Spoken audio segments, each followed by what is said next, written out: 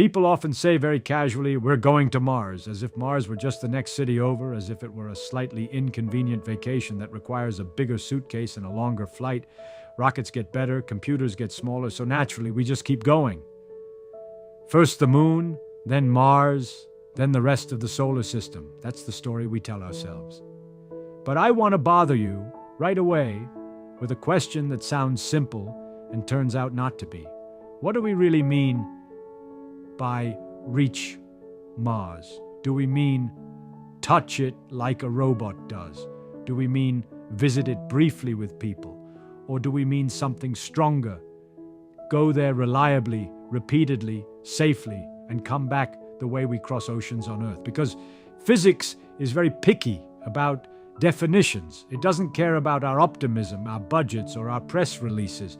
And when you ask the question carefully, when you follow the energy, the mass, the time, and the risk all the way down, something uncomfortable appears. Not a technological problem, not a political problem, a physical one, the kind that doesn't negotiate. And once you see it, you can't unsee it.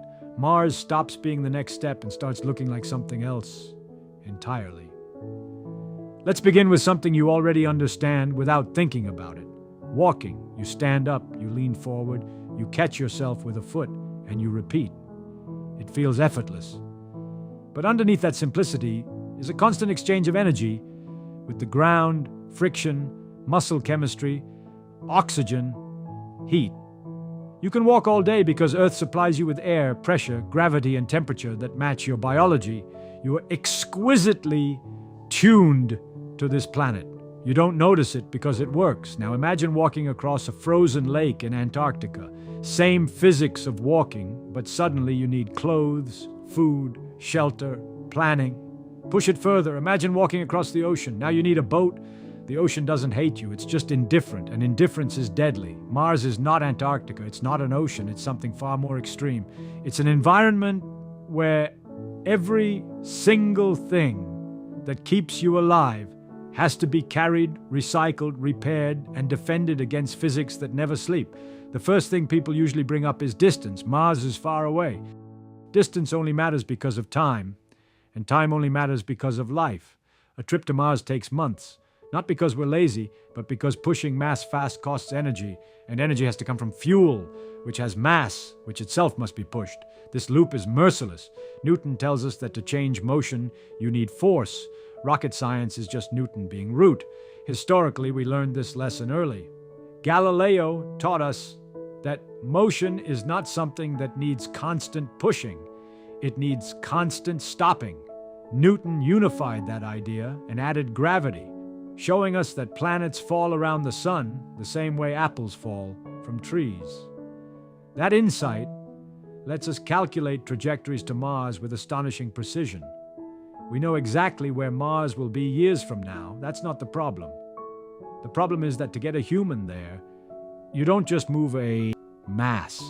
You move a fragile chemical system that panics when the pressure drops, mutates when radiation hits it, and goes insane when isolated too long. Let's talk about energy in a very down-to-earth way. Suppose you want to throw a ball. A gentle toss is easy. A harder throw takes more effort. Now imagine throwing a bowling ball the same distance. You feel the difference immediately. That's kinetic energy scaling with mass and velocity. To go to Mars, you must give enormous kinetic energy to enormous mass. Not just the people, but the air, water, food, shielding, structure, redundancy, and the fuel to slow down again when you arrive. Space is not forgiving. If you don't slow down, Mars doesn't catch you. You crash. This is where people usually say, but technology improves. And it does. But physics improvements are not like software updates. You don't get exponential gains forever. Chemical rockets are already close to the energy limit set by chemical bonds. You can't squeeze more energy out of them without changing the physics itself.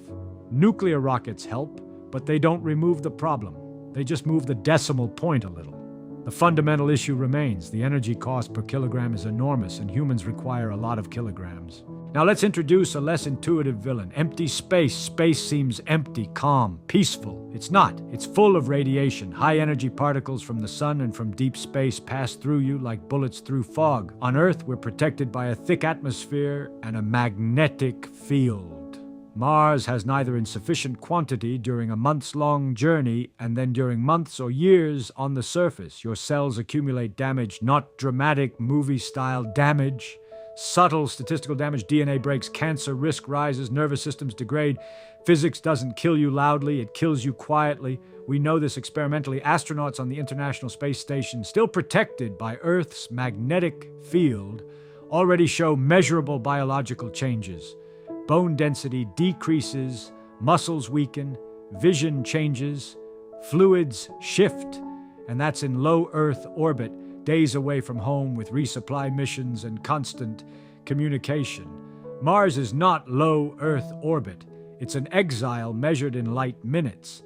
And that brings us to time again, but now in a psychological sense. Humans are not just machines that consume calories. We are social, sensory, feedback-driven systems. On Mars, there is no real-time conversation with Earth. A question takes minutes to be answered. An emergency is handled alone. Every repair, every mistake, every conflict happens in isolation. This isn't a moral problem. It's a systems problem. Complex systems fail in complex ways, and isolation amplifies failure. You might say, but we'll learn. Yes, we learn by experimenting, and experiments cost lives when the margins are thin. Historically, exploration on Earth was deadly, but Earth explorers could breathe the air, drink the water, and stop anywhere. Mars offers no such mercy. Every failure is total.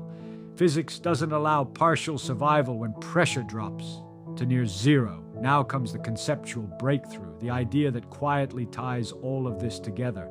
Mars is not another place. It is another regime of physics relative to human biology. We evolved in a narrow window of pressure, temperature, radiation, gravity, and chemistry. Earth is not just our home. It is part of our operating system. Remove it and everything becomes an engineering problem with no slack. On Earth, systems fail gracefully. A power outage is inconvenient. A water shortage is solvable. On Mars, system failure is binary, working or dead. And the more systems you add to prevent failure, the more complex the whole becomes, increasing the chance that something somewhere breaks. This is not pessimism. It's reliability theory. Engineers know it well. Redundancy helps, but redundancy has mass, and mass demands energy, and energy demands more mass. Here's a thought experiment. Imagine a perfectly sealed aquarium with fish inside. You want to take it on a long trip. You must carry not only the fish, but the water, the oxygen exchange, the waste processing, the temperature control, the food cycle.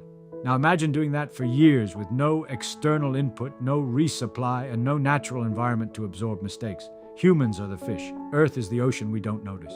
People often point to robotic missions as proof that Mars is accessible, and they're right in a way that actually proves the opposite point. Robots thrive where humans struggle because robots don't need air, water, sleep, or emotional stability. They tolerate radiation, cold, and delay.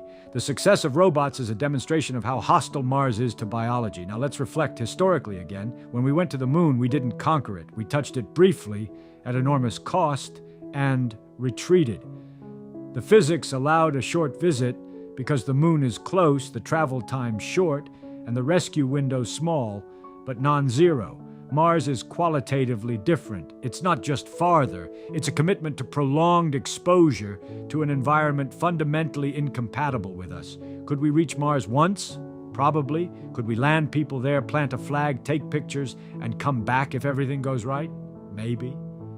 Physics allows a narrow corridor of success, but that's not what people usually mean. They imagine permanence, growth, settlement, and here physics quietly shakes its head, not angrily, just firmly, because settlement means children, it means long-term health, it means accidents that don't cascade into extinction-level events, and Mars offers no stable buffer against error. Its gravity is too weak to hold a thick atmosphere, its geology is mostly dead, its radiation environment is relentless.